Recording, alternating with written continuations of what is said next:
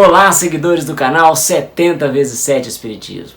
Meu nome é Marcos Rosa e hoje a gente vai dar continuidade ao projeto Juntos Lendo há 2000 anos. Vamos fazer então aquela nossa, já de praxe, recapitulação.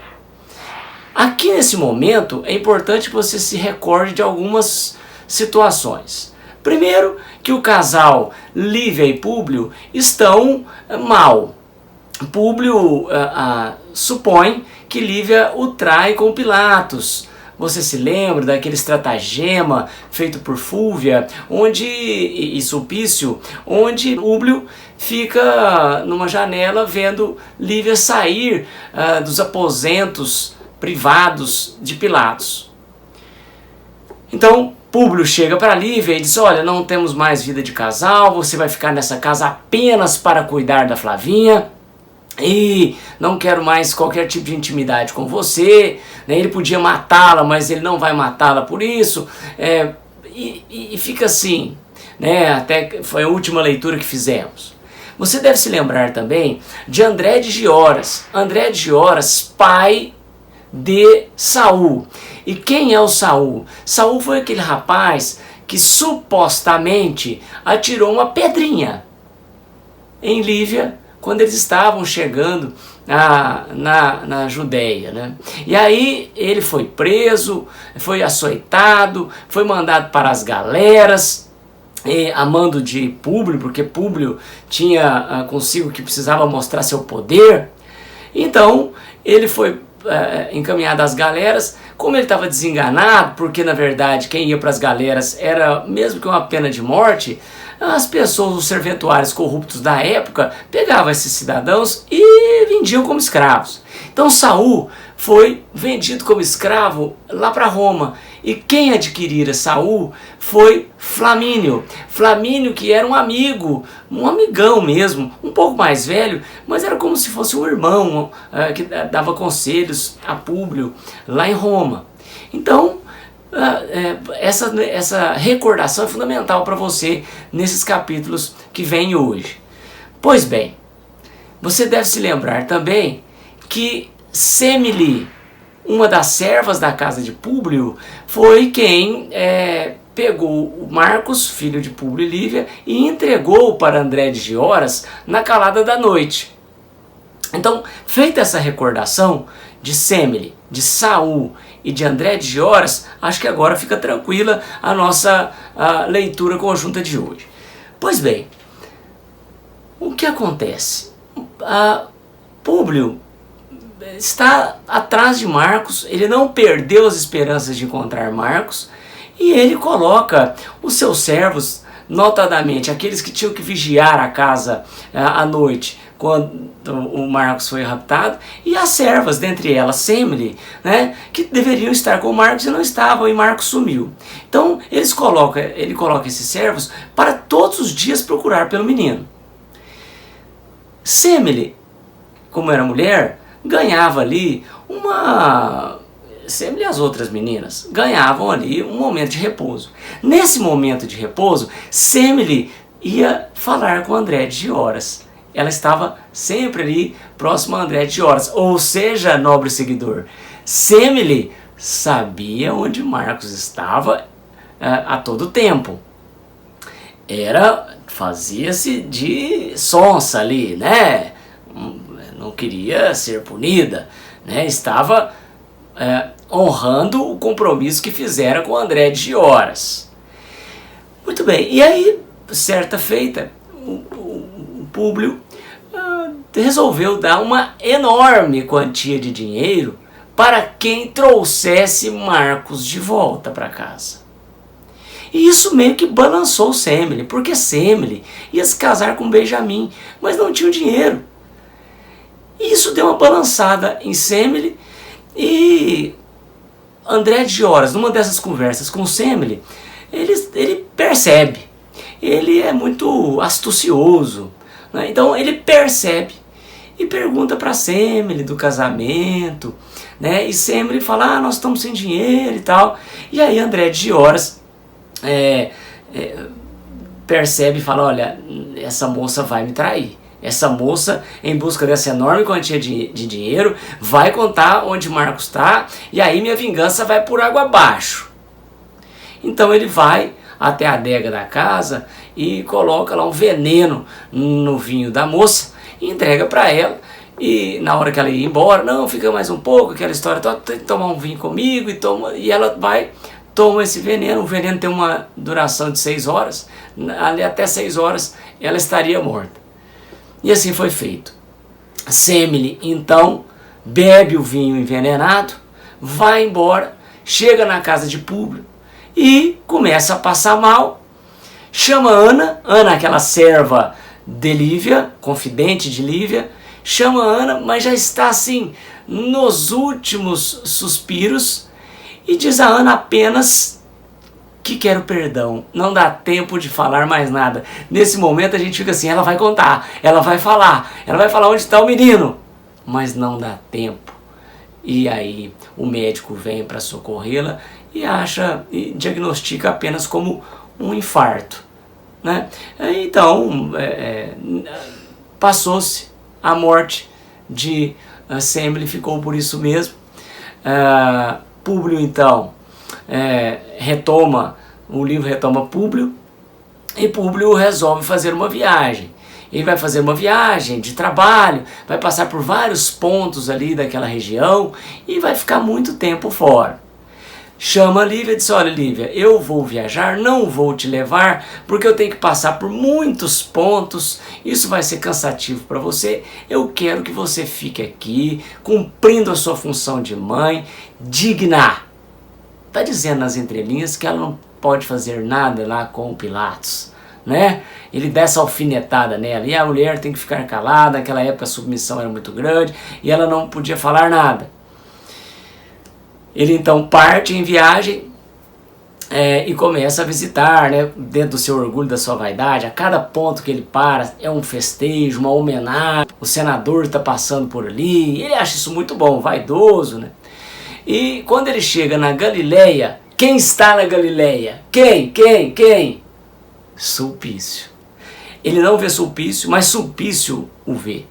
E Sulpício percebe, né, que ele está sozinho. Ele indaga ali o pessoal que conhece Públio, e ele fica sabendo que Públio ainda vai longe em vários outros pontos e que ele não retornará para casa tão cedo. Fica sabendo também, obviamente por ver ali, por indagar, que a esposa de Públio não foi. Ele vai embora, vai encontrar Pilatos e diz, Pilatos, tem uma coisa importante para te dizer. Porque na cabeça de Sulpício havia um relacionamento amoroso entre Lívia e Pilatos. E ele então chega para Pilatos, olha Pilatos, a Lívia está sozinha lá em Cafarnaum. Eu, se fosse você, dava uma chegada lá, hein? Tá sozinha. E Pilatos então fala, eu vou mesmo. O Públio não levou? Não. A Lívia deve estar solitária. A Lívia deve estar até chateada com o Públio. Esse é meu momento, né? Como o gavião, o amante, né? Que queria ser, não era. E ele então vai, ele pede para Sulpício avisar lá Lívia que chegará em breve em Cafarnaum. Sulpício vai até lá. Sulpício também tem um interesse em Ana. Ele chega então à casa de Públio e conversa com Ana, fala que Pilatos lá vai estar, mas que ele precisa falar com Lívia pessoalmente, e ali aproveita para dar aquela cantada em Ana. Ana o refuta imediatamente, e até um tanto quanto preocupada, atemorizada, ela vai até Lívia e diz, olha Lívia, o lictor de Pilatos está aí, ele quer falar com a senhora. E aí Lívia vai falar com o lictor, vai falar com a Sulpício, e Sulpício diz, olha, todo animado, né, Pilatos vem aí. E Lívia, muito séria, diz, olha, eu não recebo ninguém, meu marido não está em casa, esta casa está fechada a todas as visitações. Sulpício fica surpreso, porque na cabeça de Sulpício havia uma relação escusa entre Lívia E Pilatos, ele fica surpreso, como? Ele vai embora. Lívia então confessa para Ana que está numa encruzilhada. Por quê? Porque se ela fala para Públio que o governador vai na casa dela, Públio pode entender, dentro do seu orgulho, da sua vaidade, que ela está querendo se redimir da relação passada. Se ela não fala para Públio, isso era através de mensageiro, viu pessoal? Não tem celular nessa época não, mensageiro. Se ela não fala para Públio, Públio vai achar que ela está sendo infiel dentro da casa deles. E aí Ana diz, olha, eu tenho uma estratégia aqui para a gente poder fazer. E Lívia diz o quê? Vamos fugir, vamos nos refugiar lá em Samaria, na casa do meu tio, do Simeão. Simeão já é idoso, respeitador, nós vamos ficar na casa deles, o governador vai vir aqui, não vai encontrar você. E nós não vamos contar para ninguém. E assim foi feito. Lívia então sai com Ana, Flávia e mais um dos familiares idosos, lá um dos amigos familiares, e vão para Samaria, porque Samaria não era perto, gente. Samaria era distante de Cafarnaum, mas era imperiosa a ida delas para lá, porque senão Pilatos iria causar aí maiores danos à vida conjugal do que ela já vinha passando. E vão embora. Vão para a casa de Simeão na Samaria. O livro corta então e já mostra Sulpício chegando a Cafarnaum, né, e descobrindo que Lívia e Ana haviam sumido, fugido. E a única coisa que dizem para ele na mansão é que elas teriam ido para os bosques de Samaria. Sulpício, lictor, acostumado às investigações, vai até Pilatos e diz, Pilatos, elas se refugiaram, foram para Samaria, eu quero a sua autorização para encontrá-las. Pilatos diz, eu já estou cansado disso, não vou mais mexer com essa história não. E aí Sulpício diz, não Pilatos, agora eu é quem quero, porque eu estou muito interessado em Ana e eu quero ir no encalço dela. Eu quero, inclusive, que você me disponibilize homens, porque se houver alguma resistência, eu quero utilizar a força. E Pilatos, então, vendo essa animação de Sulpício, diz, então tudo bem, vá lá, e se você conseguir, já traz também a Lívia, né, porque eu já estou cansado de levar fora dessa moça, eu que sou o governador, todos estão aos meus pés, essa moça fazendo isso comigo, isso está violando a minha vaidade, hein? E aí isso acontece. Sulpício vai para Samaria no encalço de Ana e de Lívia. Chega em Samaria, né? E aí o livro faz um novo corte. Nós vamos voltar para Lívia.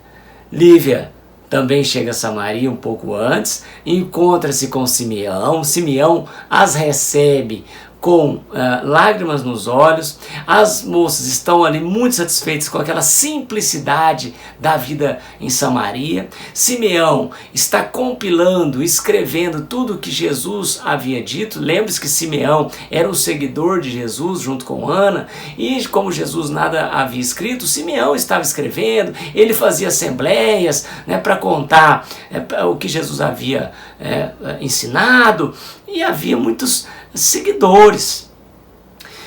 E Simeão coloca Lívia e Ana nessas assembleias.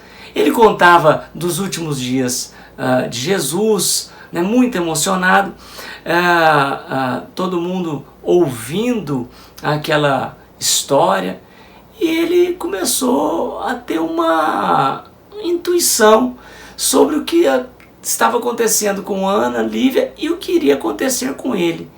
Ele, quando termina essa história, ele não consegue dormir direito, e ele, nessa intuição, ele diz, olha, Ana e Lívia, vocês correm um risco. Eu fui intuído de que não só vocês correm um risco, mas a minha vida também está acabando. Já está chegando o fim da minha missão, da minha jornada. E acreditem em mim, não dá para vocês ficarem aqui mais. Eu vou levá-las a um esconderijo. E as leva para um esconderijo no meio de umas rochas. Era um subterrâneo que tinha como porta várias rochas e ninguém, era muito camuflado. Ele as deixa lá e diz: olha, gente, pode ser que eu não volte mais. Fique aqui. Aqui nesse subterrâneo eu utilizava ele como minha esposa. Ela já morreu. Eu nunca mais tinha voltado aqui, mas ele continua aqui intacto. Ali tem uma visão para a cidade. Vocês vão ter a noção do que está acontecendo pelo burburinho das pessoas. Fiquem aqui e fiquem de orelha em pé, porque eu pressinto que algo ruim vai acontecer. E assim foi feito. As moças aceitaram, vão se esconder lá e Simeão volta para casa. Quando Simeão volta para casa, quem está chegando lá? O lictor Sulpício. Porque era investigador, descobriu ali nas imediações onde se havia chegado duas mulheres por ali, onde elas estariam, como Simeão fazia as assembleias, muita gente sabia. E aí disseram: olha, elas estão na casa de Simeão. Sulpício vai à casa de Simeão, pergunta para onde estaria Ana e Lívia. Lembre-se que Ana é sobrinha de Simeão. Outra maneira também de se descobrir onde elas estavam. E aí Simeão diz: olha, elas passaram por aqui, mas não estão mais. E aí Sulpício disse: olha, e para onde elas foram? Aí Simeão disse: isso eu não vou falar. Não vou falar, porque a sua índole aqui não é boa, a sua vibração aqui para fazer a maldade, você tem que ser um bom cristão. E aí começa a falar para ele: ô Sulpício, você tem que rever esse seu projeto, né, de maldade. Para com isso, ainda dá tempo. Ó, ele concitando o livre-arbítrio de Sulpício. Para com isso, Sulpício. Né? E Sulpício estava embotado de fúria e realmente não queria, não usou seu livre-arbítrio para o bem. E começou ali a admoestar Simeão, maltratá-lo, fez uma vasculha com os seus homens na casa para descobrir. E Simeão não dizia nada. Então falava em Jesus Cristo, que havia o perdão. E então Simeão falava, deu ali aquela aula, né, dos ensinamentos de Jesus para Sulpício. E Sulpício, muito irritado, fala: então eu vou te colocar lá na cruz de Jesus, vou te amarrar lá, até você contar. E assim faz. Leva Simeão para a cruz, o amarra lá e começa a indagá-lo, coloca pessoas do povo ali para poder olhar e começa a açoitar Simeão. Açoita Simeão, bate muito e Simeão, resignado,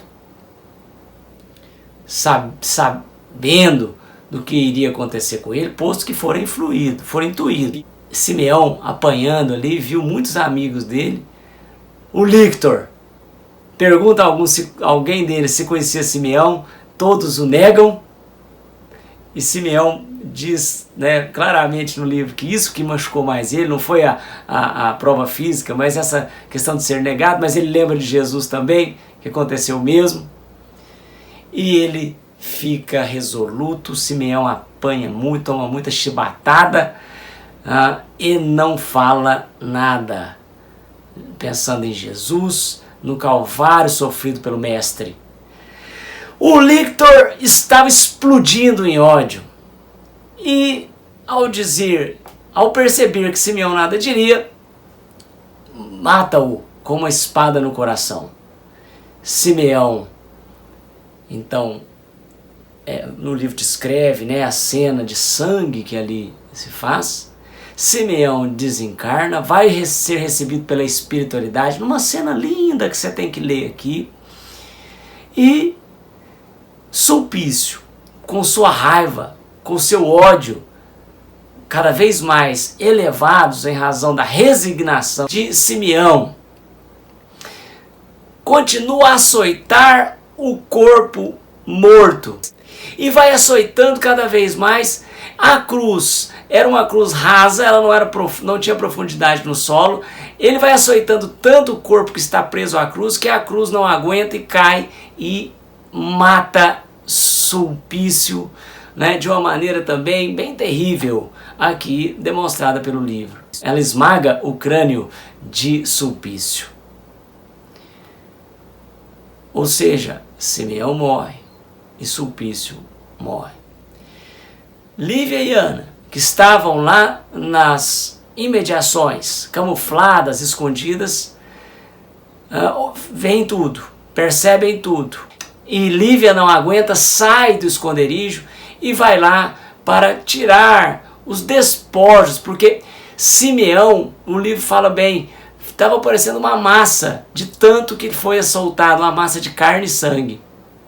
E Lívia então vai lá para dar uma dignidade ao corpo do amigo, ao promover o sepultamento de Simeão.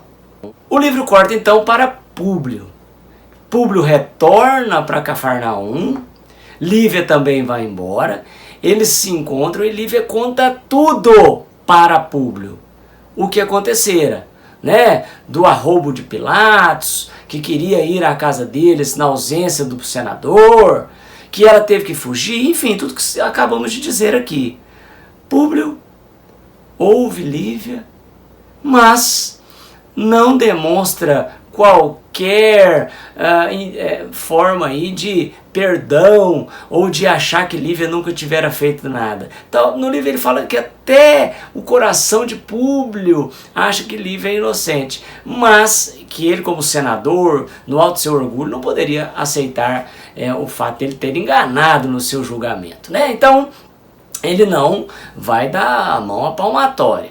Ele vai agradecer pela dignidade de Lívia, mas é isso e apenas isso, não tem qualquer tipo de perdão não, tá?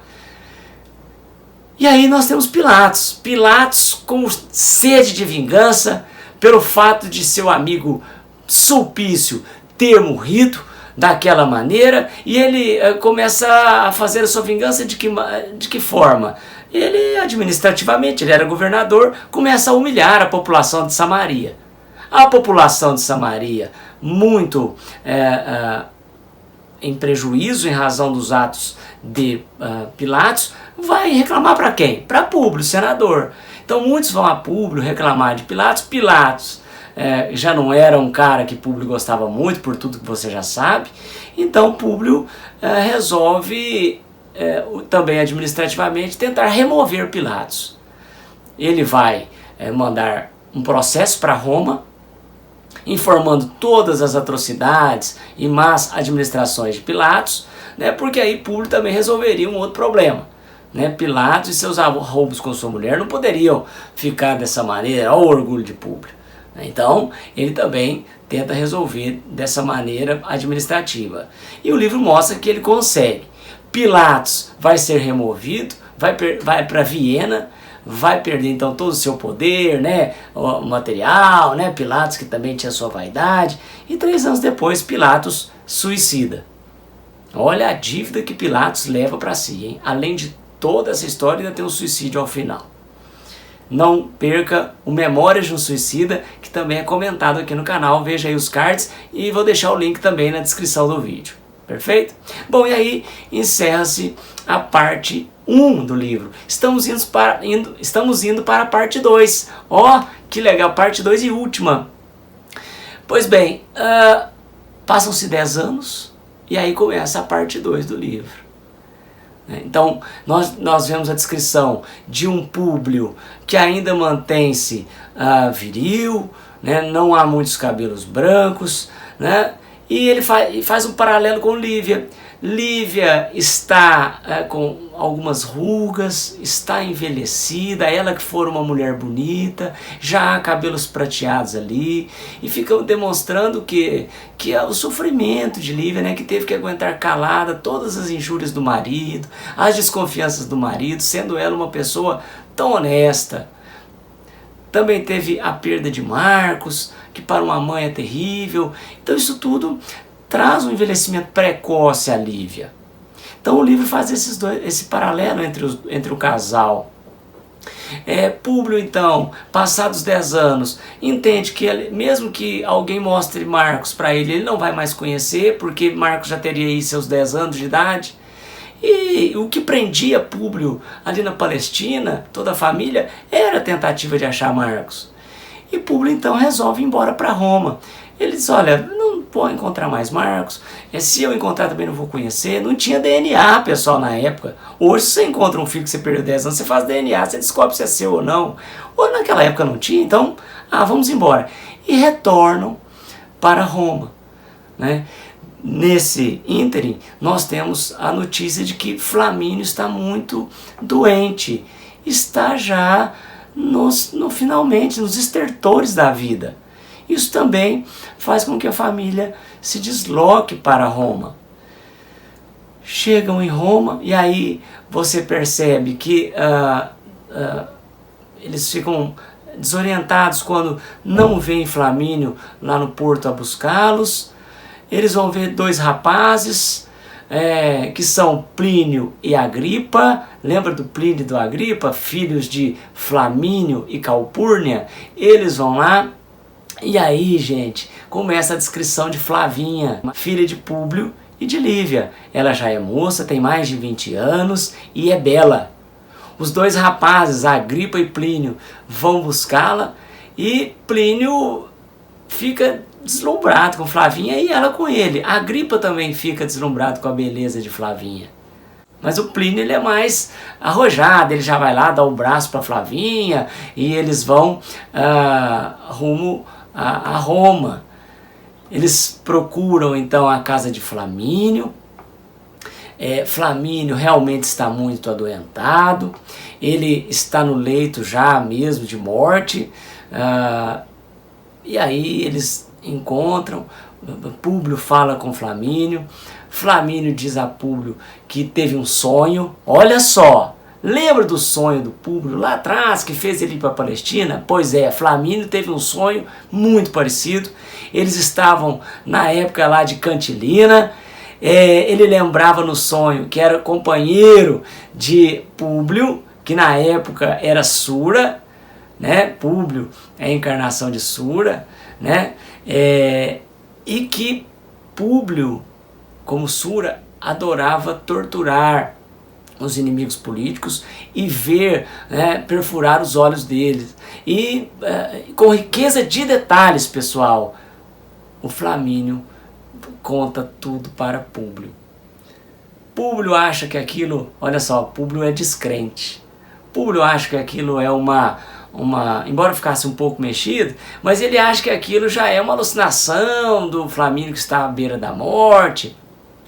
Enfim, Flamínio fala então que realmente existe para ele a reencarnação. Existe, esse sonho foi muito esclarecedor, né? Com os anos ele começa a entender.